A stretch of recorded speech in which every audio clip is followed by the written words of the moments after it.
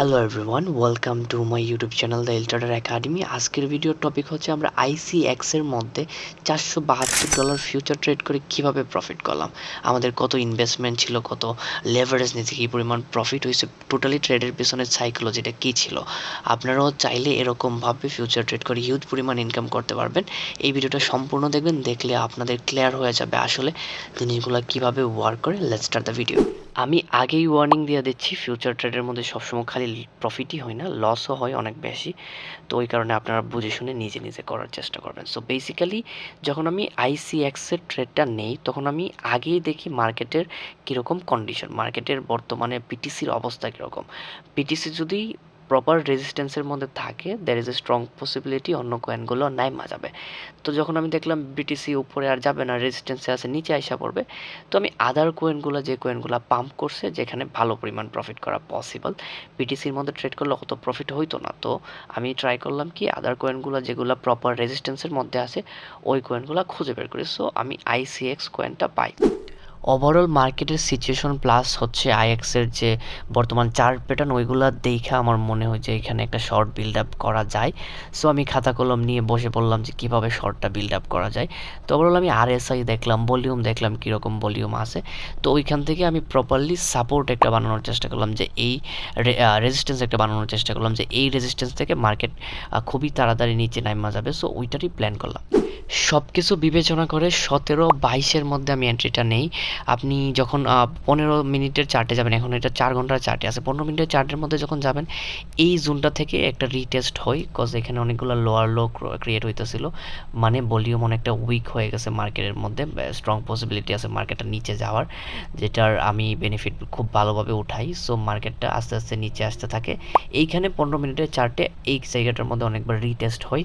So এই retest থেকে আমার প্ল্যান হয়ে যায় আমি একটা এন্ট্রি নিব, প্লাস হচ্ছে এই জোনটার মধ্যে সেল করে দিই। ভাবলাম আইসিএক্স এর ট্রেডটার আপনাকে খাতা কলমে আপনাদের দেখিয়ে দিচ্ছি। অ্যাকচুয়ালি যখন কোনো কয়েন পাম্প করার চেষ্টা করে, তখন ওইটা কী করে, হায়ার হাই তৈরি করে। হায়ার হাই মানে হচ্ছে আপ ট্রেন্ড।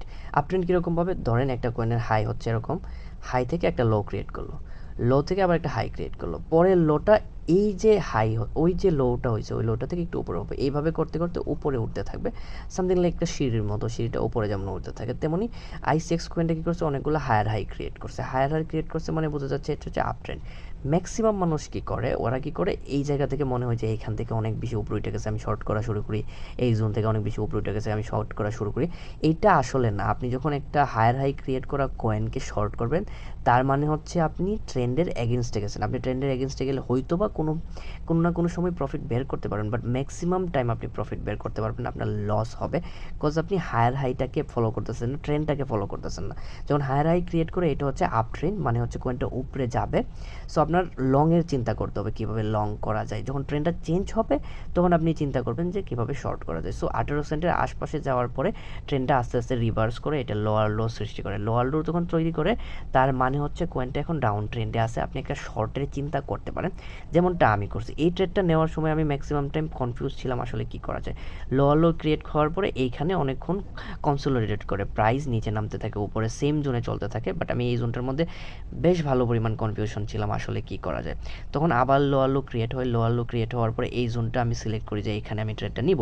সো এইখানে আমি রিটেস্টের ওয়েট করি। তো প্রথমে একটা রিটেস্ট হয়, দেন আবার আরেকটা রিটেস্ট হয় 15 মিনিটের চার্টের মধ্যে, বেশ কয়েকটা রিটেস্ট হয়, দেন আমি কনফার্ম হই। তাও আমি মোটামুটি কনফিউশনে ছিলাম যে আসলে কী করা যায়। তারপরে আমি এই জোনটা থেকে ট্রেডটা নেই। এই জোনটা থেকে ট্রেডটা নেওয়ার পরে এই জোনটা থেকে আমার অ্যাকচুয়ালি স্টপ লস, এই জোনটা থেকে আমার ট্রেড নেই। সো 0.722 আমার ট্রেডটা ওপেন হয়, এবং সাকসেসফুলি এই ট্রেডটা আমাকে এই জোনটার থেকে বেশ ভালো পরিমাণ $470 আশপাশ প্রফিট দেয়। আপনারাও যদি কখনো ট্রেন্ডের এগেনস্টে ট্রেড করতে চান, তাহলে লস হবে। অবশ্যই ট্রেন্ডগুলোকে ফলো করেন, যে আপ ট্রেন্ডে আছে নাকি ডাউন ট্রেন্ডে আছে। যদি আপ ট্রেন্ডে থাকে তাহলে লংয়ের চিন্তা করবেন, ডাউন ট্রেন্ডে থাকলে আপনি শর্টের চিন্তা করবেন। এই ট্রেডের মধ্যে আমার কনফিউশনের কারণ ছিল বিটিসির মুভ, কজ বিটিসি নামতে যখন এই যে জোনটা নামতেছিল, বিটিসিও নাইমা তার সাপোর্ট জোনে প্রপার সাপোর্ট জোনে চলে আসছে। সো আমি ওইখান থেকে নিচে যাবে কি না ওইটা নিয়ে অনেক ভাবতেছিলাম, বাট যেহেতু লোয়ার লো ক্রিয়েট করছে, তাছাড়া ভলিউম অনেক উইক ছিল, তাছাড়া আরএসআইগুলা দেখে ওভারঅল সব কিছু দেখে মনে হলো যে এখানে শর্ট নেওয়া যায়। সো এখানে শর্ট নিয়ে আমি $470 মতো একটা ট্রেড এক্সিকিউট করি, প্রফিটেবল ট্রেড। হোপ যে এই ভিডিওটা ইনফরমেটিভ লাগছে। যদি ইনফরমেটিভ লাইকে থাকে তাহলে লাইক, কমেন্ট, শেয়ার দিয়ে দেন। ডেইলি এই রিলেটেড ট্রেডিং রিলেটেড আমরা একটা করে ভিডিও দিব, যেখানে আমি ট্রেডিং স্টোরি দিয়ে আপনাদের দেখাবো কীভাবে আপনারা সহজে ফিউচার ট্রেড করে প্রফিট করতে পারেন। সাপোর্ট, রেজিস্ট্যান্স, আপ ট্রেন্ড আপনারা প্র্যাকটিক্যালি মার্কেটের মধ্যে লাইভ ট্রেডিং করে দেখাবো কীভাবে ট্রেডিং করে আপনি বেশ ভালো পরিমাণ ফিউচার অর স্পটে প্রফিট করতে পারেন। আই হোপ যে এই ভিডিওটা আপনাকে মূল্যবান নলেজ দিতে পারছে। যদি দিতে পারে তাহলে অবশ্যই আমার চ্যানেলটা সাবস্ক্রাইব করে দিয়ে টেলিগ্রামে জয়েন করেন যদি ট্রেডিং শিখতে চান। Thanks for watching this video.